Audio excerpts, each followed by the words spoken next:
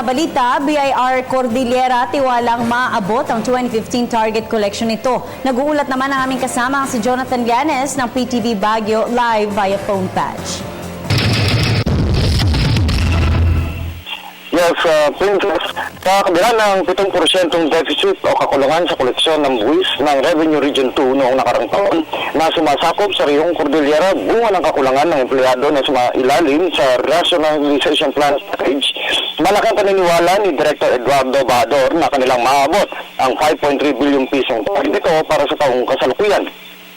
Ayon kay Bahador, sumasailalim na ang mga aplikante ng recruitment process upang ang mga nabakante posisyon sa tanggapan ng rentas internas dito sa Cordillera.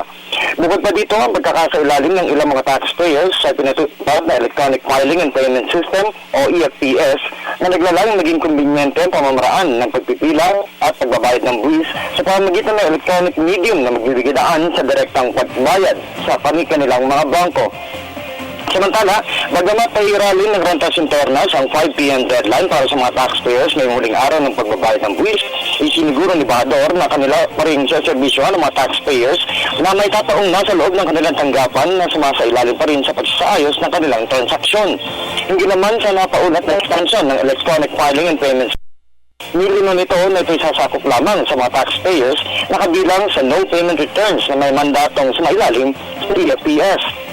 Batay sa mandato, ang mga taxpayers na kabilang sa no payment returns ay yung mga wala na dapat bayaran makaraan ng assessment sa mga ito bunga ng pagkakakaltas ng buwis nito sa withholding tax, taxable income, personal exemption at lahat ng mga pinapayagang deductions na isinasaad ng National Internal Revenue Code. Muli pinaalala ni Bahador sa mga taxpayers na upang makaiwas sa taunang paghahabol sa pagbabayad ng buwis, mas makabubuting simulang bayaran ito sa unang taon o unang 3 buwan ng bawat bagong taon bago pa man sumapit unang April 15 deadline.